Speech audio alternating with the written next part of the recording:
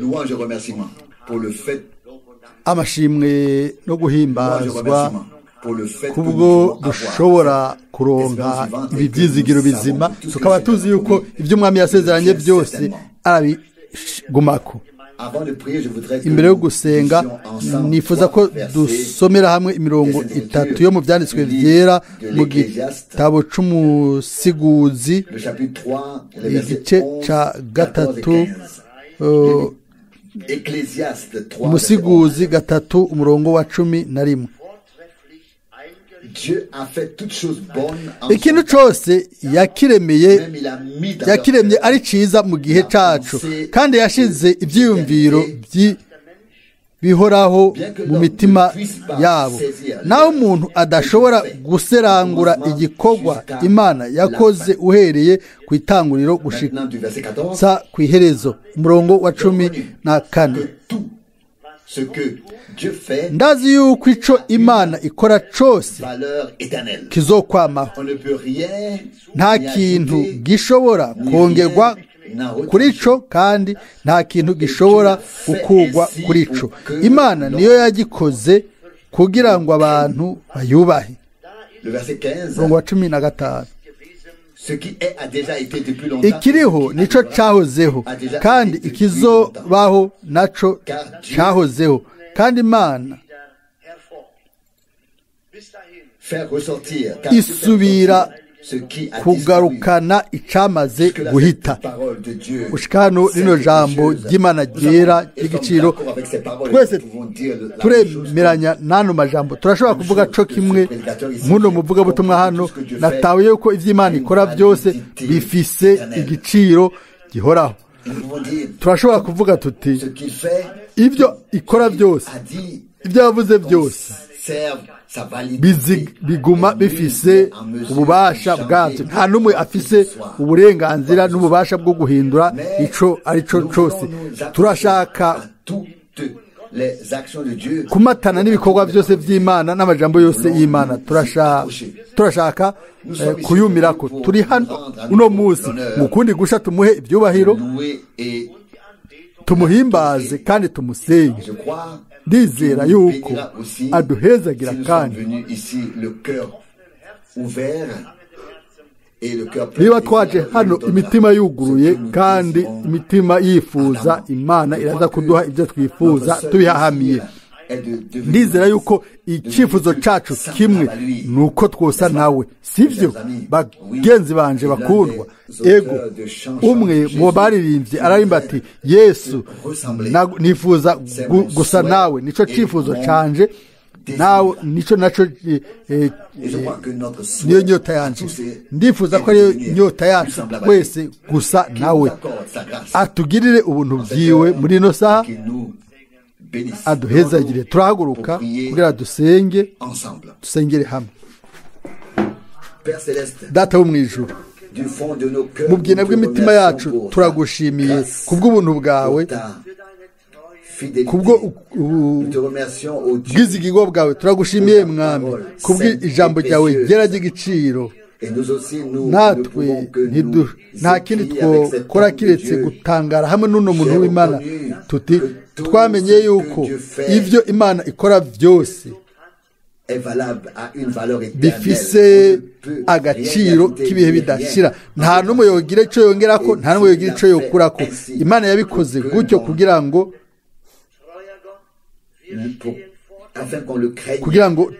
bayubahe. Mana izigiro, turi imbere yawe, ubwoko bwawe bw'ukuri twakoraniye hano bizina ryawe ryera ry'igiciro rya Yesu. Turazi mwami yuko ijambo ryawe ari ukuri. Twebwe ubwoko bwawe nta kindi tugomba kongerako, nta n'ikindi tugomba gukurako, kandi gusa tugomba ico waduteguriye turagomba kuvyemera, hama tukuzanire amashimwe no kugusenga. Mwami ndagusaba uhezagire bene data, uhezagire bene bashiki bacu, uduhezagire twese twamaze kuza tuvuye hafi tuvuye na kure uwo mwami mana yanjye urazi imitima urazi inyota urashoboye kuduha uwo mana ibyo dukeneye amina urakoze mwami ibyo turindiriye byose turagusabye kandi udukureho ibintu byose bikubera igitsitaza ukutizera kose ugukekeranya kose ikintu cyose kidashobora guhagarara imbere yawe n'igihe tuzoza imbere yawe twizeye o mana niho ushobora kudufasha niho uzodufasha gusengwa nuko izina ryawe ryera igiciro cy'ubwiza rya Yesu bandanye kuduhezagira muri rino joro uhezagire mwene data uduhezagire twese uhezagire n'abatashoboye kuza abari mu buruhuko ube kumwe n'ubwoko bwawe ubane kandi n'abatanze intasho mu burasirazuba ushobore guhezagira kubw'urukundo izina ryawe ryera ugusengwa n'ukwawe amen amen turicara rero uno murongo wo mu musiguzi mu gice cya gatatu ni ijambo rikaze mu gusoma ubutumwa bwiza bwa Yohana igice cy'indwi nibagiye ku buryo yuko hariho kandi hazokwamara igihe ku kintu cyose ikintu cyose ndagomba kugaruka kuri Yohana indwi ariko ubwa mbere muri Ekleziya mu musiguzi gatatu ku murongo wa mbere haranditse ikintu cyose cyashingiwe igihe cyacu kandi igikorwa cyose munsi y'ijuru gifise akanya kacu umurongo wa kabiri hari igihe cyo kuvuka n'igihe cyo gupfa igihe cyo gutera n'igihe cyo kurandura ibyatewe cyangwa kwimbura birabandanya hari igihe ku kintu cyose gushikaho hari igihe cyo kunuma n'igihe cyo kuvuga ikintu cyose gifise igihe cyacu gukunda no kwanka intambara n'amahoro nibyo dusoma hano mu musiguzi igice cya gatatu umurongo w'umunani ikintu cyose gifise igihe cyacu ikibazo rero no kumenya niba tureka tukinjira mu buntu bw'Imana mu mugambi w'Imana bihuye n'igihe twe tubayemwo hanyuma tukaba icyo twashitsemo turamenya igihe cyacu isaha yacu kubwo iby'Imana yaduteguriye mu murongo wa 14 twasomye yuko umuntu w'Imana aratura ati ndazi yuko icyo Imana ikora cyose kizokwamaho amen nta kintu gishobora kongerwa kuri cyo kandi nta kintu gishobora gukugwa kuri cyo Imana niyo yagikoze kugira ngo abantu bayubahe amen Imana yabikoze uko hariho igihe ku kintu cyose kandi nta na kimwe umuntu yokongera ku by'Imana yakoze cyangwa yavuze nta n'icyo umuntu yokuraho twugurure rero ubutumwa bwiza bwa Yohana igice cy'indwi hano naho turahura n'amajambo ngo isaha yanje ntirashika ariko imbere yo gushika ku murongo wa 4 duhere ku murongo wa 3 muri Yohana indwi Yohana 3 umurongo Yohana ndwi umurongo wa 3 nuko bene nyina baramubwira bati nuve ino uje i Yudaya abigishwa bawe nabo barabe ibikorwa ukora hariya murongo wa 4 kuko kuko atawogira ico akora mu mbisho nawe ngo arondere kumenyekana, kuko ivyo kuko ari ivyo niwiserure mu bisi. Duhagaraye akanya gato kuri uno murongo.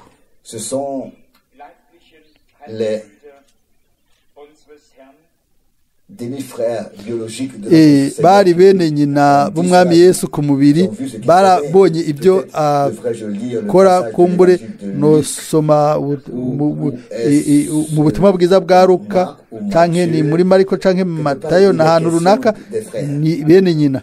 Matayo igice ca 13, Matayo 13, kuko abava mu abava mu Buroma bose ntibazi yuko Yesu yari afise bene nyina. Hano ku murongo wa 55, Matayo 13:55,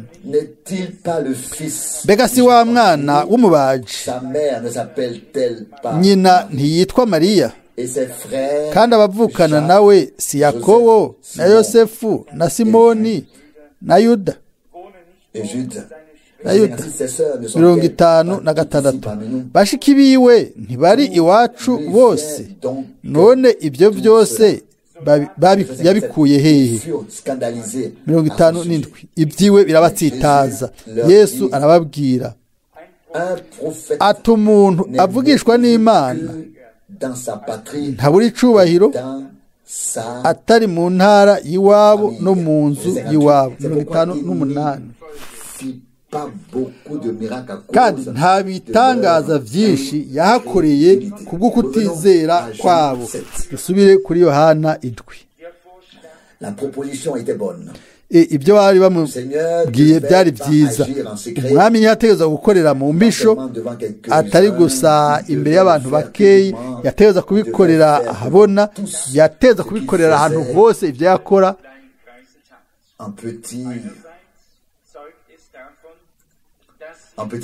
Mu bantu bakeyi cyane, mu kagwi k'abantu bake. Ibi byerekana yuko batangajwe, kuko bari babaye ibyabona, bari biboneye. Baramubwira hano ku murongo wa 4 ngo nuko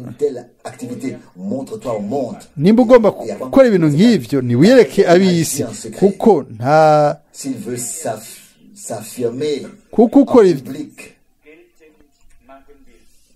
kuko nta ukora ivyo mu mbisho agomba kwiyerekana. Ariko ntivyari bijanye no kwiyerekana mu bisi. Turabona yuko ano majambo yavuye mu kanwa k'umunyamubiri, ariko byari ku mutima. Ariko ikintu cyose gifise igihe cyacu, ikintu cyose gifise isaha yacu.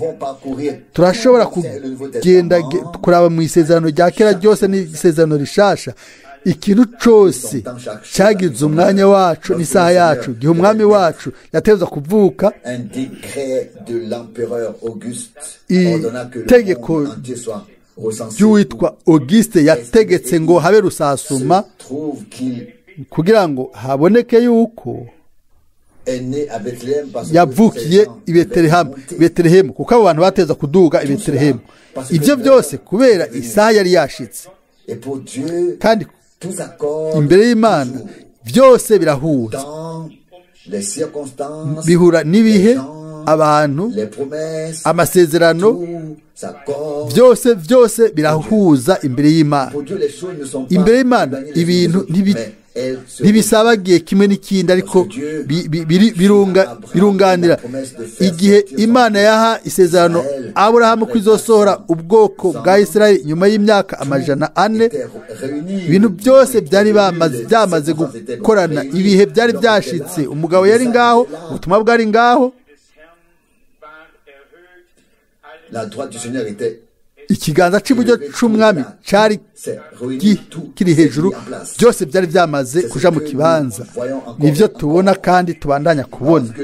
Igihe isaha y'Imana ishitse, ibintu byose biba biri mu mugambi w'Imana biraza bigakora neza, bigahuza kimwe n'ikindi.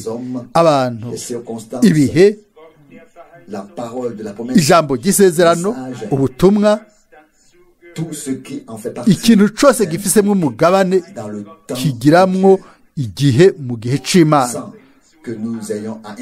ata kintu umuntu ashizemo ukuboko kwiwe, ariko mu buryo bw'uko tugiramwo turonka mu kibanza nk'umugabane. Ku murongo wa 5 haranditswe Yohana 5:5, kuko na bene nyina nabo batamwizera nubwo bari bamaze kubona byose, igisaya ntiyari bwashike. Turasoma ku murongo wa 6.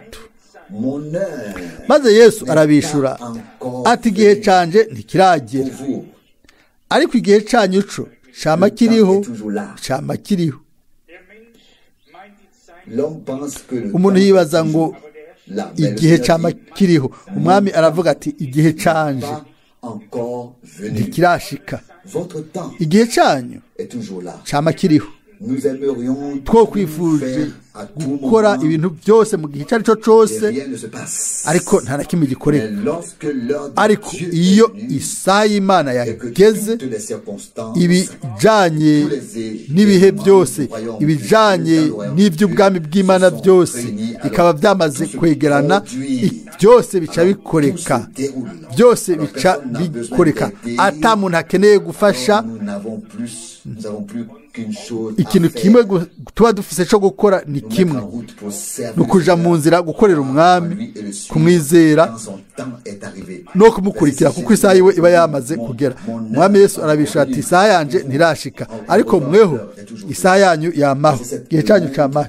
7, ab'isi ntibabanga, ariko jewe baranyanga, kuko bavugira ibikorwa byabo ko ari bibi.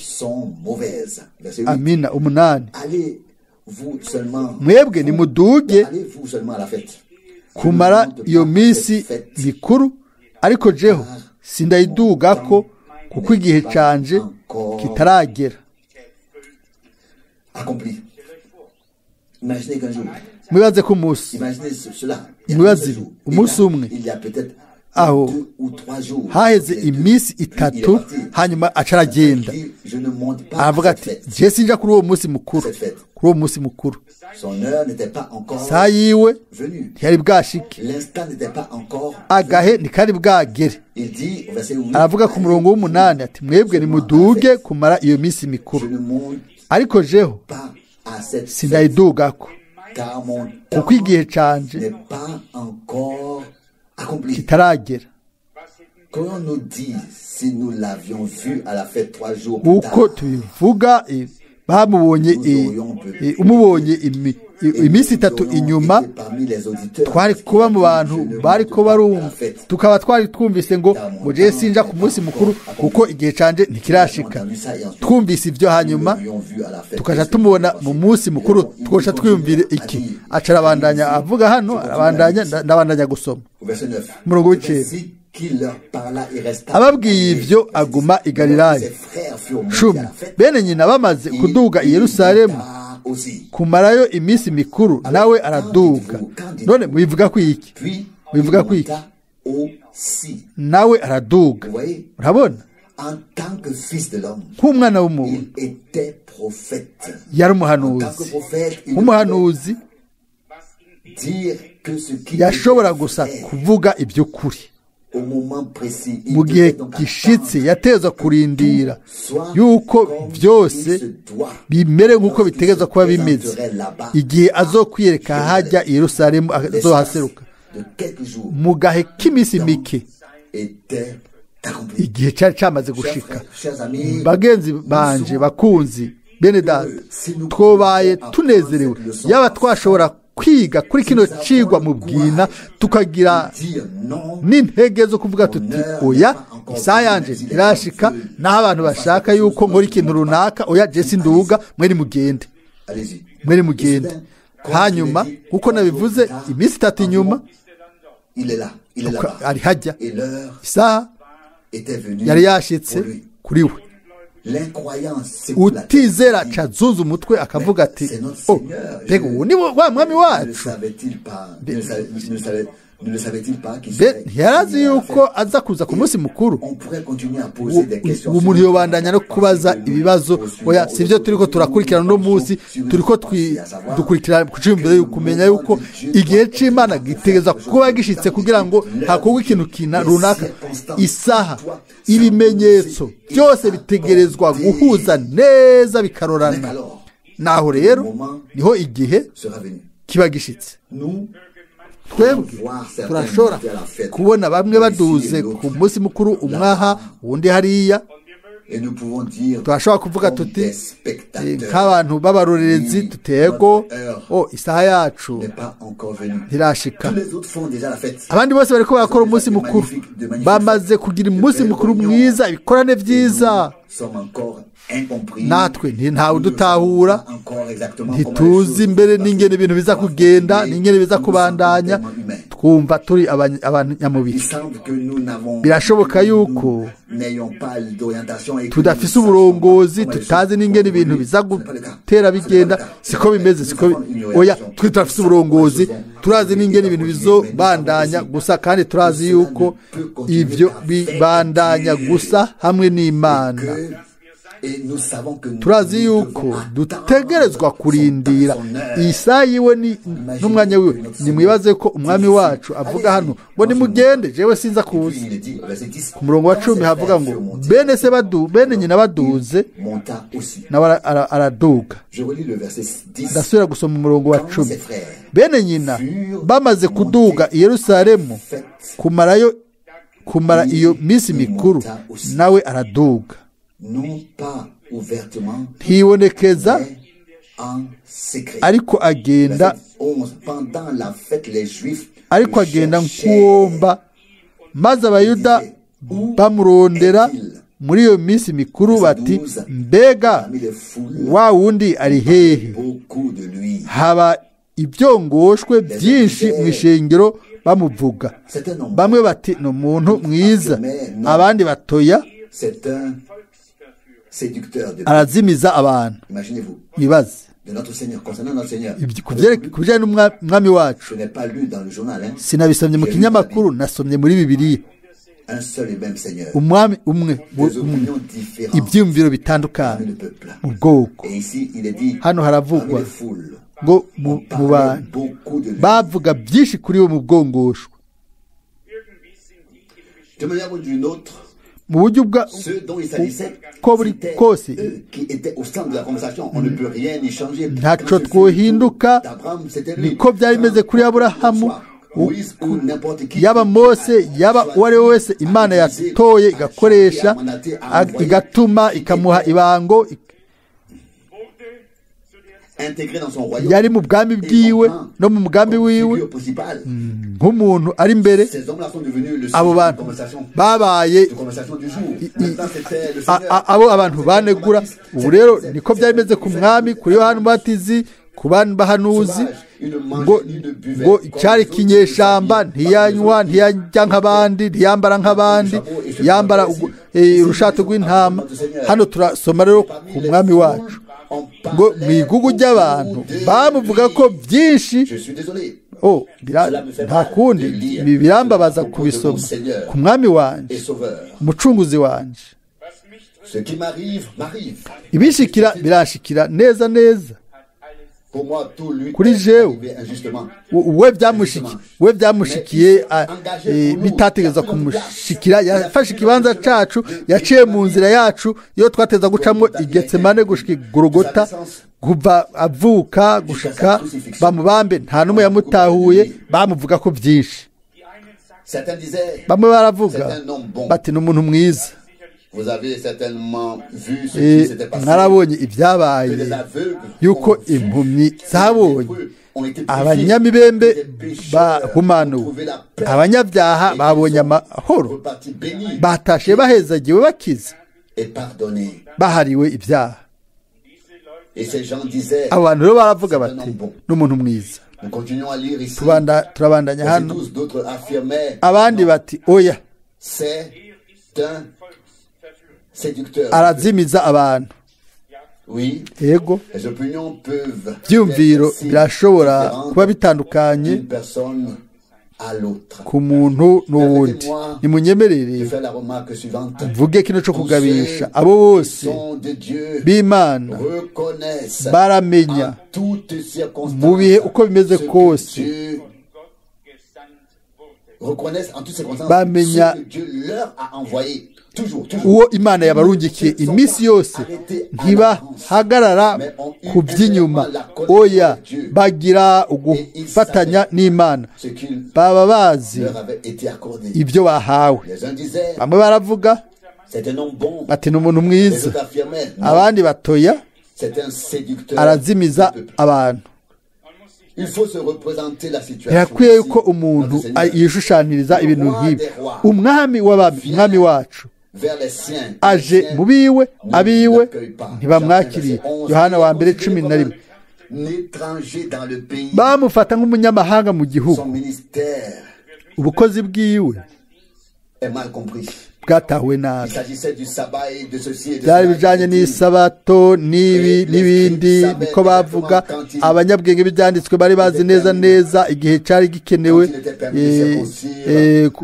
cyari cyemewe kugenyera ku munsi w'isabato. ariko umuntu akize umubiri we wose barashavura.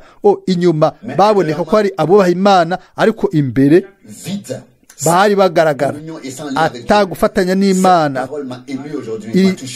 iri jambo ryankoze kuno munsi ngo isaha yanje igihe cyane ntikirashika. yaravuze ati nimugende, je sinza. bagiye, nawe aradoga ajayo. umunsi nabuca bwawo ibintu byarahindutse. ni nako bizoba bimeze, ni nako bimeze no munsi.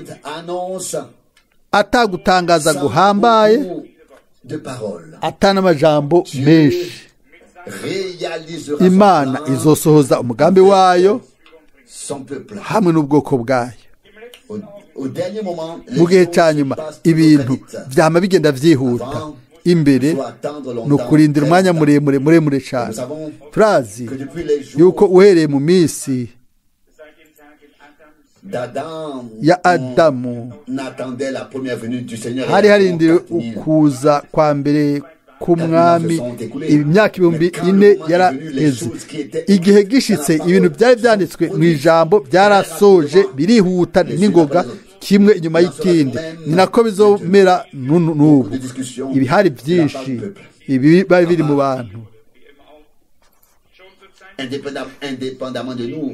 mbere bitavuye kuri twebwe cyangwa uwundi uwo ari we wese, uhereye kiriya gihe ibi byumviro bitandukanye byari bitandukanye kuri mwene data Branham. bamwe baravuga ngo ni umuntu yatumwe n'Imana, nta n'umwe yokora ibintu nk'ibiriko birakoreka kiretse Imana iri kumwe nawe. abandi bati oya, ni umushukanyi, ni umuhanuzi w'ikinyoma, ni umwigisha w'ikinyoma, ntiyigisha ubutatu nkatwe, ntabatiza nkatwe, n'ibindi n'ibindi.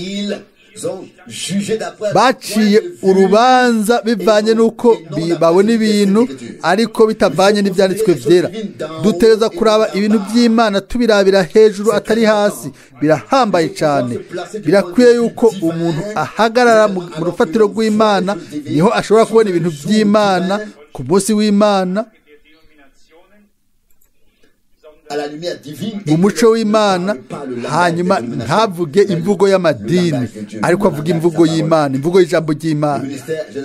ubukozi bwo muri rusange bwo gusengera abagwayi no guharira abantu byashobora gusohozwa. ariko aha cyari ikintu kidasanzwe. umwami wacu yararindiriye yuko isaha ishika, hanyuma aradoga. impemu zica ukundi gusha ziratandukana. ku murongo wa 14 fut déjà à moitié écoulé, Jésus monta ya minsi mikuru igeze hagati, Yesu aduga mu rusengero arigisha. Ubwo rero umwami nawe aciye yinjira mu rusengero atangura kwigisha. Hanyuma haza gutangara ku murongo wa 15, abayuda baratangara bati, mbega uyu yakuye ubwenge hehe atigishijwe.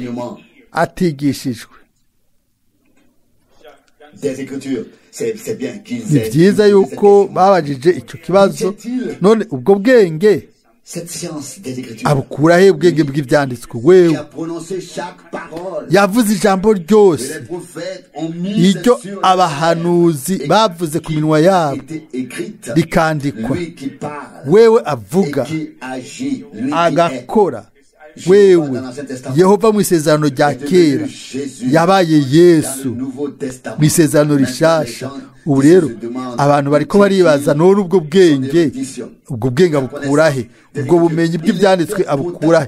Ariko niwe yari inkomoko y'ibyanditswe byose. Baravuga bati, ntiyigishijwe.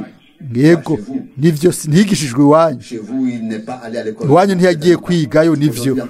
Nuno munsi ntazozi iwanyu kugira ngo aje mu iseminari.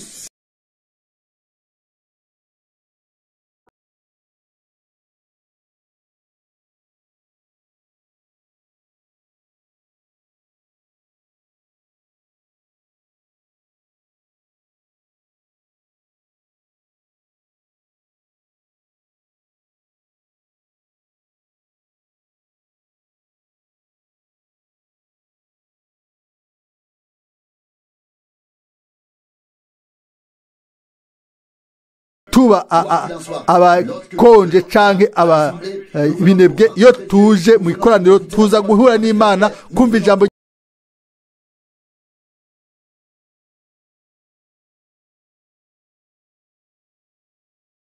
gusha kuba abataco banegwa ahandi, ariko hano imbere y'Imana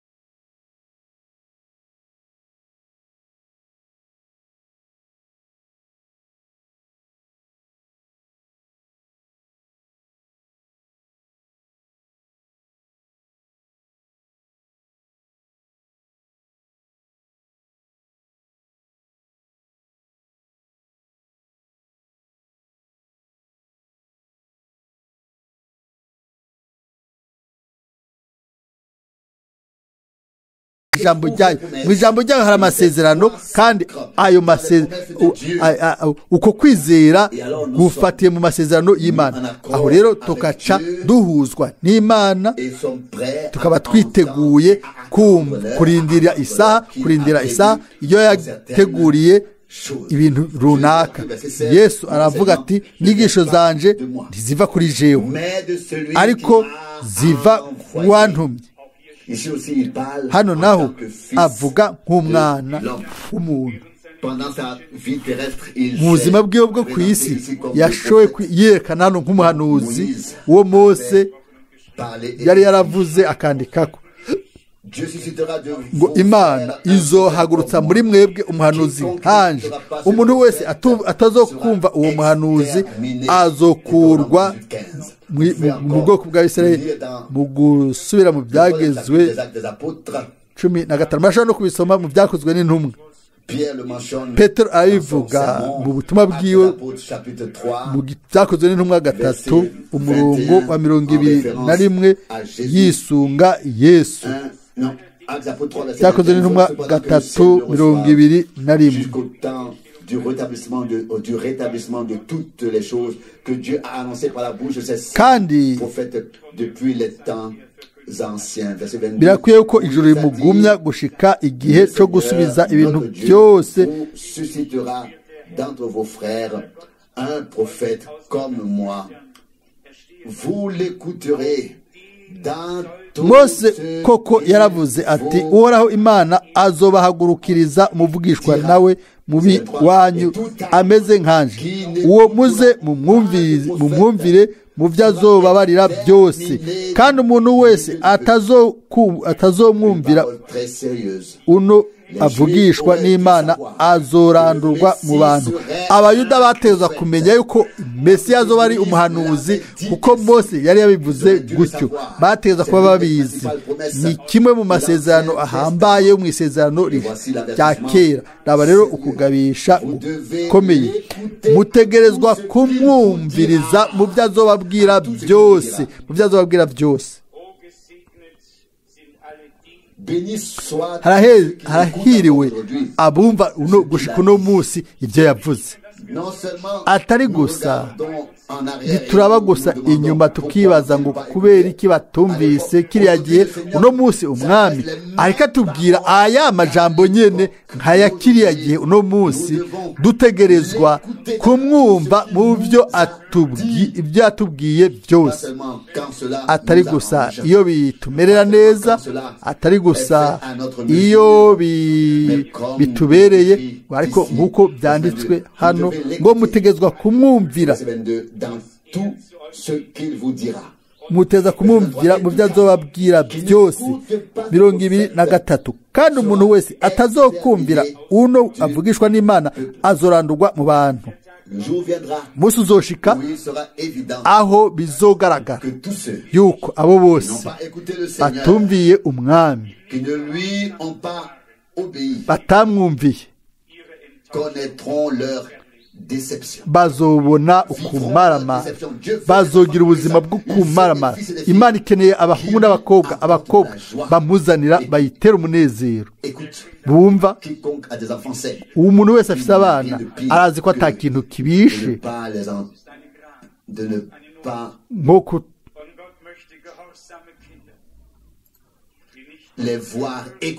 nko kubona abana batumvira ababyeyi.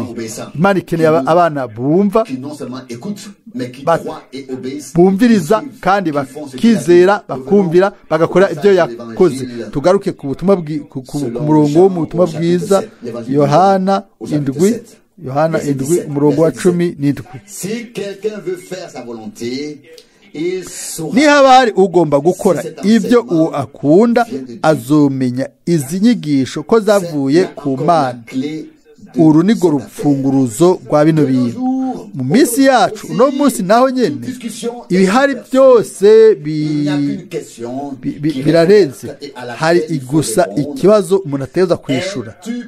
Mbega uno munsi uriteguye gukora ukugomba kw'Imana by'ukuri? Nimba ariko bimeze, Imana iraza guhishurira ukugomba kwayo mu ijambo ryayo. Ibi bigenda bibangabanganye. 17. Nihagira umuntu akeneye gukora ibyo uwo agomba, azomenya yuko izi nyigisho zavuye ku Mana. Ubwa mbere tuza kuba twiteguye gukora ibyo Imana igomba, hanyuma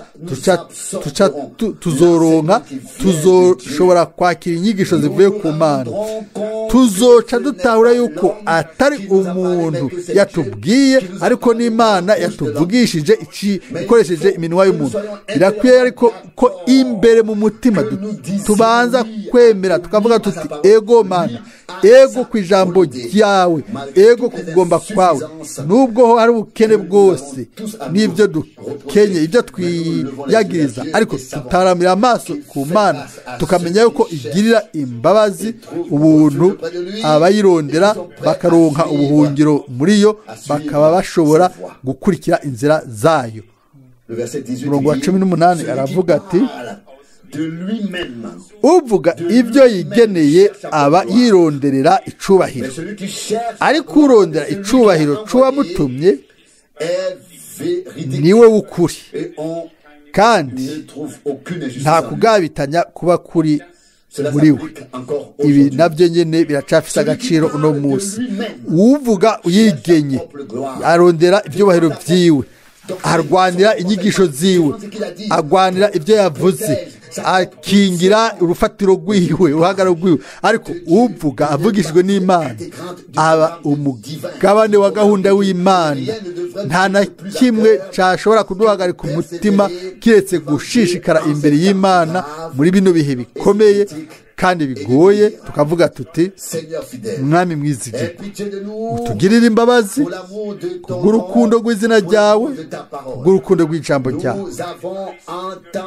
Twarumvise, turiteguye kukwizera no kugukurikira, tukumvira gushika ku mpera. Amina. Muzobona Imana izoduha ukumenya, tuzobona, tuzotahura byose mu buryo bw'Imana, kandi nta n'umwe azokenera kwigisha uwundi. Twese tuzoba abigishijwe n'Imana. Uko niko byanditswe. Yeremiya 31:34, Yohana 7:18.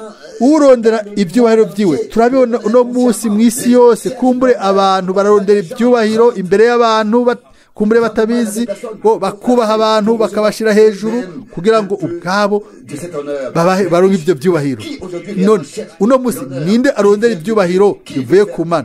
Ninde agomba guhimbara Imana? Ninde yiteguye gukora ibyo Imana igomba? Azomenya yuko nimba ubutumwa dufise twumvise, nimba ijambo, amasezerano ayo twahawe ari ay'ukuri canke atari ukuri, nuno munsi bimeze nk'uko byari bimeze kera. Bamwe baravuga bati uwo muntu ni mwiza, abandi bati ni umushukanyi. Ninde yohindura ibyo? Turi hagati, turi ibitwazi by'imbuto y'ijambo ry'Imana.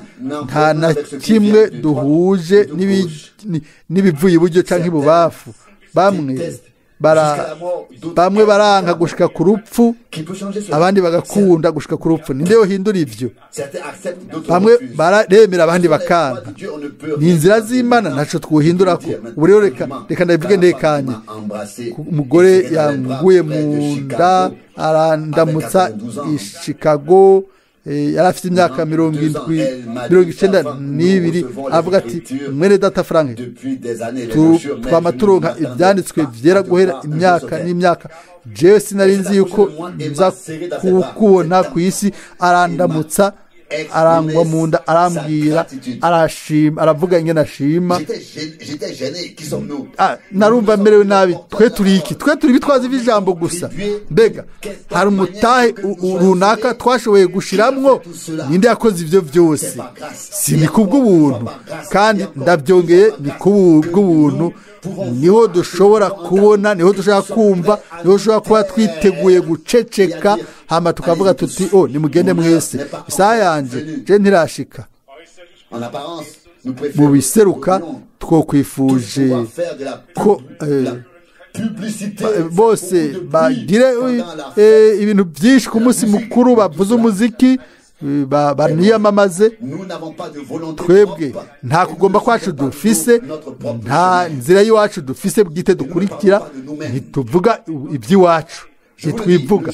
Ndabibabwira, inzira n'Imana ni inzira y'umujenyene, ni inzira iduga, ni inzira yaga. Iyo nzira niyo tugomba gucamwo. Iyo ni aho honyine tuzoshikira ku ntumbero. Nitwaba turi muri ba bandi biteguye gukora ibyigomba by'ukuri, natwe tuzomenya yuko ino nyigisho ivuye ku Mana muri gihe cacu. Aho rero ikibazo cyose kizobona inyishu itavuye ku bantu, ariko ivuye ku Mana. Mwami aravuga ati, saa yanje ntirashika. Hamba turasoma, maze ngo yinga rimaze guhera, Yesu aragenda. Imbere yaho yari yavuze ati, je sinza kugenda. Mu gice c'iyinga giheze, araduga, aragenda. Abantu baratangara mu nyigisho yiwe ngo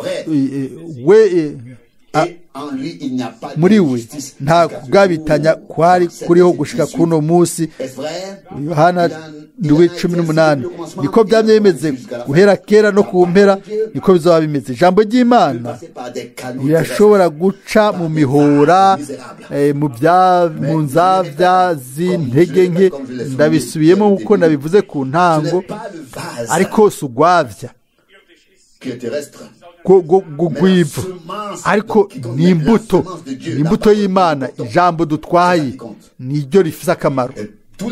Abahanuzi bose ukuyemo Enoki na Eliya baciye mu nzira y'isi mu mubiri wabo, imibiri yabo yasubiye mu ivu iyo bari bakuwemo, ariko ijambo twararisigiwe nk'imbuto y'Imana, nk'umurage. Ntituri hano ngo duhe ibyubahiro inzavya, ariko Imana nzima yazigamye ijambo ryayo ryera ritavanze gushika kuno munsi.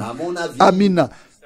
Ko ndabibona nicyo kintu gihambaye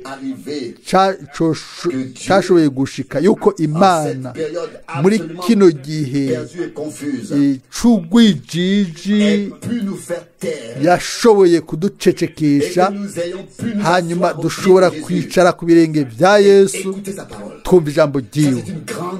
Ubu ni ubuntu bukomeye cyane. Twese twagomba kugenda kuja muri bujya bwato, tukagenda muri treni migabo ya Mose, bose baragomba kujamo bakora ikintu runaka.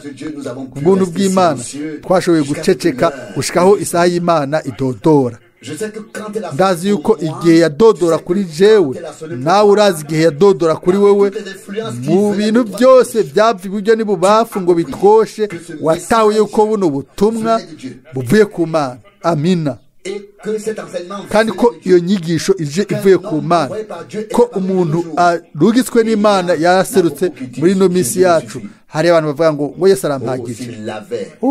Ese yaba bari bamufise bakagira n'ijambo ryiwe, yaba bari bafise bamufise boro kwakira n'ijambo ryiwe, borose n'amasezerano mu gihe cacu, byose byobaye biroranye. Nta kintu kibabaje nk'ubufarisayo, kuko bahendwa kabiri, ntibahendwa rimwe. Oya, nibo bahakanyi bukuri. Abahakanyi bukuri ntibazomaramara, kuko ntibizera Imana, ntibizera ni paradizo.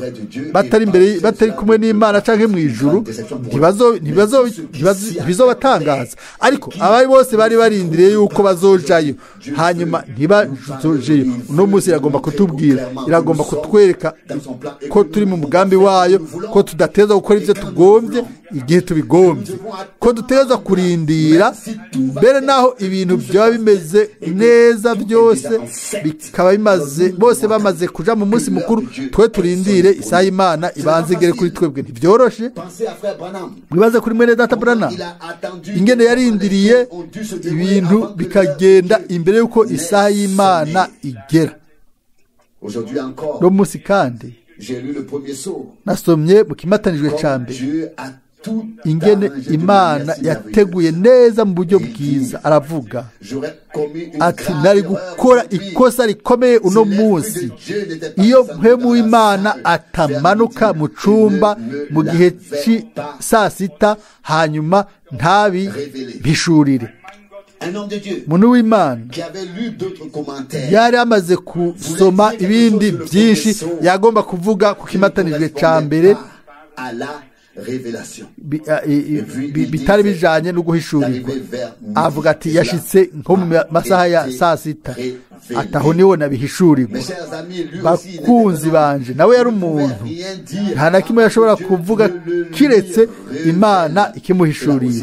Ibyo nabyo bizoguma ari iby'ukuri. Hariho abantu bavuga bati, mwene data Branham yavuze iki, aha naho yavuze kiriya. Fata rero Yohana 7, aravuga ati je sinza kugenda nimugende iminsi 3 inyuma nawe abamaze gushika hariya birashobora gushika yuko inyuma y'imyaka ubutumwa bwiza bwagiye buzana umuco wundi umuco gusumba ku ijambo ry'Imana byose ntivyaje bukwi na bukwi ariko hamwe n'ubufasha bw'Imana turashobora gutera intambwe none ninde nibijanye nande nibijanye n'iki hari ibice mu bwoko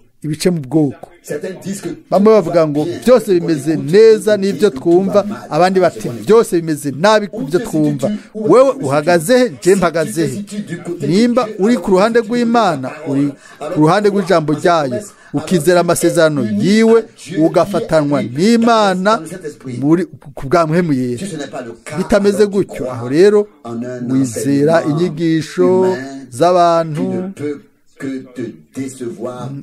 ico ukora nuko utegeza kumaramara mu gihe kuko ku murongo wa 18 ngo uvuga ibyo yigeneye aba yironderera icubahiro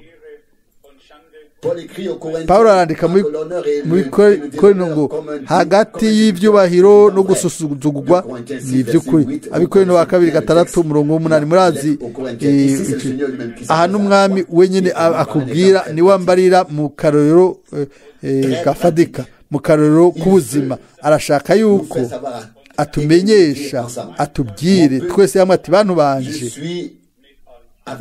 ndi kumwe namwe mfise inzira hamwe namwe nashize ijambo ryanje na mpemu wanje muri mwebwe nimurindire byose biteza kurorana ibihe igihe amasezerano ubukozi n'iterambere igihe cyose giheze nta igihe gishitse nta mwanya byose bica bikoreka kimwe inyuma y'ikindi ariko dutegezwa kurindira ntituyasuguma ntituyakwega oya turi hagati y'ibyo byose turabona hanyuma tugatangara kubw'Imana ikora mwami aduhezagire murabona mbega murabona yuko ubu rero ari mwe mu Imana mwene datarusi yasomye umusiguzi igice cya 3 ikintu cyose kigira igihe cacu gupfuka gupfa kurira byose kubiba kwimbura byose bifite igihe hano umwami muri Yohana 7 avuga ati igihe cyane nikiragishika byose bifise igihe ca mu bwambi bw'Imana byose Yohana yarose umwanya wiwe n'ubukozi bwiwe umwami yabonye umwanya wiwe n'ubukozi bwiwe ibyari byanditswe byose kuri we byarasohoje bisozwa nawe n'intumwa n'ishengero byose kimwe cyose gifise umwanya wacu natwebwe twaramenye kubw'ubuntu igihe tubayemo yaba gusa twoshobora kumenya yuko no mu gihe cyacu ntidushobora gukora ibyo tugombye igihe tugombye tukareka ngo dusugumwe hama tuvuge tuti nimugenda genda rero ukora iki na kiriya oya isaha yanje ntirashika nimugende mwebwe je sigaye hano nubwo umaze kumenya ukugomba kw'Imana ukabuza icyo Imana igiye gukora urashobora kandi kurindira yuko isaha by'ukuri igera ku bw'ivyo c'est tout simplement l'inverse d'un point de vue bigihushane imbere y'abantu byoroshe iyo umuntu ateza guca mu nzira zose ibintu bimeze neza byose biriko biratembera ukagenda gihe ugombye ugakora ico ugombye ariko biba bigoye iyo ugombye gukurikira ukugomba kw'Imana gutunganya kuko birashobora gushika abantu ntibadutahure ndagomba kubabwiza ukuri umuntu w'Imana ne se comprendra finalement pas lui-même. nawe nyine ntiyitahura aravuga ati Mana yanjye kubera iki biteza gushika gutya nta muntu n'umwe azokwitahura ariko yisuzuma cyangwa atahura abandi dushobora kuvuga gusa kimwe nk'uko byanditswe hano ku murongo wa 17 nihaba hari ugomba gukora ivyo uwo akunda azomenya izi nyigisho ko zavuye ku mana, ijambo ry'ubuhanuzi muri kino gihe cy'ubuvugishwa. Mbere n'ubu dutegerezwa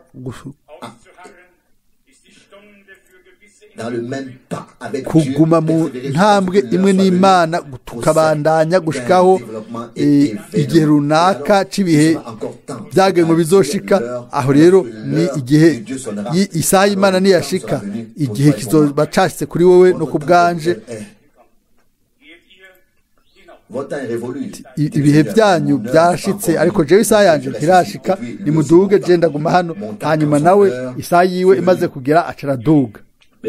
Bakundwa, isaha y'Imana izogera ku bihe bya nyuma.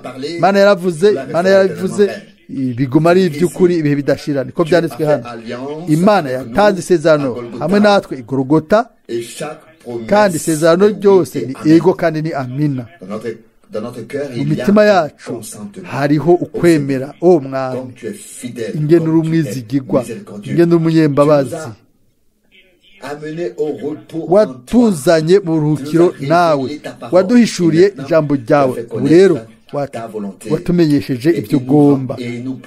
Azodufata mu burongozi bwa mpemu wiwe kugira ngo dukore mu gihe ciwe, dukore nk'uko ijambo ryiwe rivuga mu kugomba kwiwe, ibyo azokwifuza yuko dukora, ibyo azokwifuza ko dukora, kandi kugira ngo tumureke ahubwo akore ibyo yafashe ingingo igihe isaha yiwe niyashika.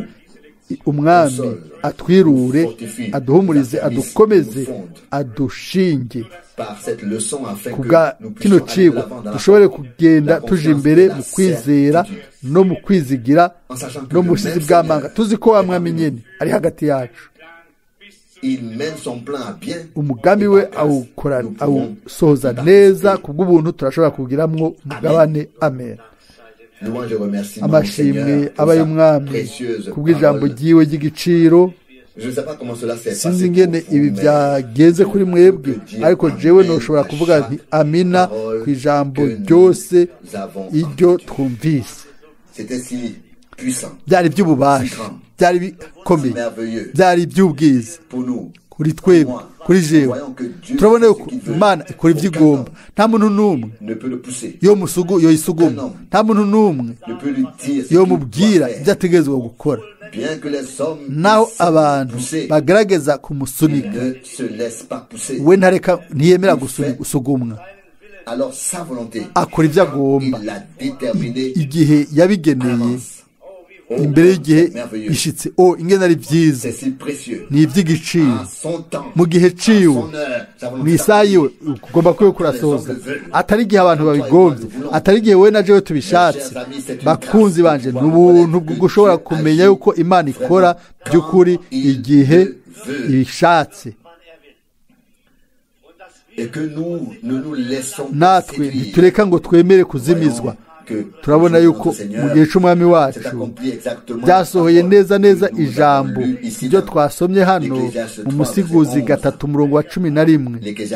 Musiguzi 3:11, ngo umuntu gusa ntashobora gutahura igikorwa c'Imana guhera ku ntango gushika ku mpera, kandi ntibatahuye igikorwa c'Imana. Cyo kimwe bakunzi banje, ni iby'ukuri gushika muri no misi yacu nta muntu n'umwe yotahura igikorwa c'Imana ukugomba kw'Imana. Yaba twari dufise, y'abantu bari bafise babona neza ibintu byobaye bitandukanye, ariko bagenzi banje bovuga bati Mwami, ukugomba kwawe ni kukuranguke. Icyo nico kibazo. Bya mbere ibihambaye, Umwami wacu ubwiwe yariyeguye wenyine ubwiwe, ntiyashobora gukora igihe ashatse, ariko isaha ishitse. Ingene ari by'ubwiza, ingene ari byiza, byari by'igiciro kuri jewe muri rino joro. Ndizera ko ari twebwe twese bagenzi. Ijambo ry'Imana ni iry'igiciro, ni iry'igiciro cyane. twese turagomba kujana muri ino joro ibyo Imana yagombye kuduha. Bishoboke yuko binyegetera mu mitima yacu, dushobore ntidutangure gusuguma Imana no kuyiyanka. Imana ntiyemera gusugumwa, ariko ikora igihe igomba. Byose bigomba guceceka, bigomba kunuma.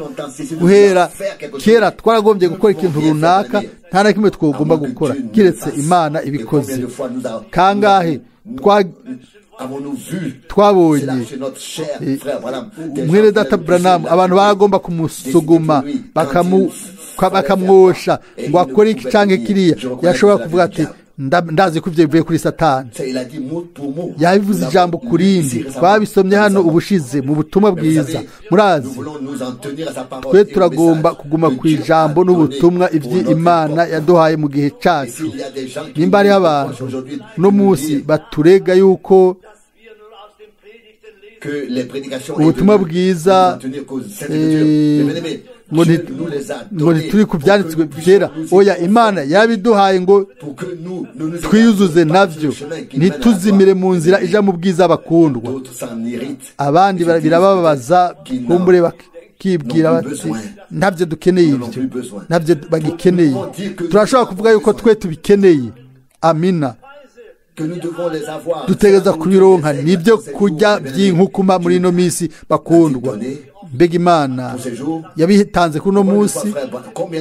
Kangahe mwene data Branham yavuga ati nimba umunsi umwe nakiri hano muzoshobore kuronka ibyo kurya, muzoshobore kumva ubutumwa bushizwe ku mabande.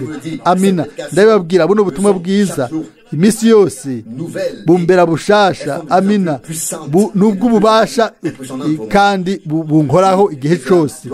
Ibyo biteza kuba ikintu muri twebwe bakundwa. Nimba abantu bamaze kugira icyumviro cyo hejuru bakavuga bati ntabwo bakeneye ngo byararangiye kuri bo. Oya, kuri twebwe bakundwa naho twe nugushimira gusa Imana ko yadutegura ibyo byo kurya.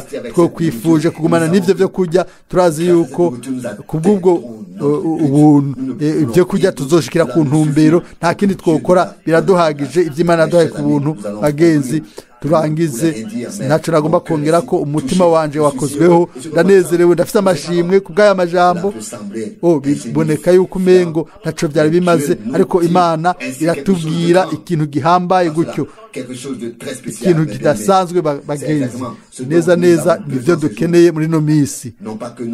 Atari uko dutangura kuvuga ngo yego mbega Imana izokora ryari iki, izokora kiriya ryari, kubera iki hatari iterambere muri ibi. Reka ibyo byimbe tubishe ku ruhande, dukora Imana mu gutinya no guhinda agashitsi. Imana izobandanya gukora ibyo yateguye gukora. Yahimbazwe, hashimwe izina ryiwe. Amen. Turahaguruka dusenge Umwana. Data wo mu ijuru, ndagushimiye mu bwina bw'umutima wanje kubw'ijambo ryawe ryera ry'igiciro. Ndagushimiye kubw'uburongozi bwa Muhemu wawe yera. Hariho igihe kuri byose, isaha y'ikintu cyose. Ufise ibihe, ufise abantu, ufise amasezerano. Imisi yose wateguye neza mu buryo bw'agahore. Nizigirwa Mwami, turi hano imbere y'inyonga zawe. Turashaka gukora ibyo ugomba. Udufashe, utugirire imbabazi, utugirire imbabazi. Turashaka kugendera iruhande yawe ku ntambwe imwe nawe gushika ku mpera, duhuje n'ijambo ryawe. Mwami mukundwa, ndagushimiye ku bwa rino jambo ry'ibyanditswe byera. Inkomezi, mpumuriza. Ndagushimiye ko ureka igihe kikazoshika ku bisigaye bizoza, isaha ikazogera. Igihe ico gihe nicashika, umunwa uzoba wuzuye kunezerwa, ururimi rwuzuye ubwiza. Haleluya, haleluya. Mwami mwizigirwa, uri agahore imisi yose, uri wa wundi. Uno munsi uracavuga n'uno munsi kubw'ijambo ryawe na Muhemu wawe yera. Wabwiye ubwoko bwawe mu buryo wafoboye mu muco mwinshi, wavuze umugambi wawe neza urawugaragaza mwami. None tuvuge iki? Turagushimiye, turaguhimbaza, turagusenga. Amaraso, hemu n'ijambo bishobore gukorera muri twebwe mu buryo bw'inkomezi kugira ngo dushobore kuba duhuje nawe.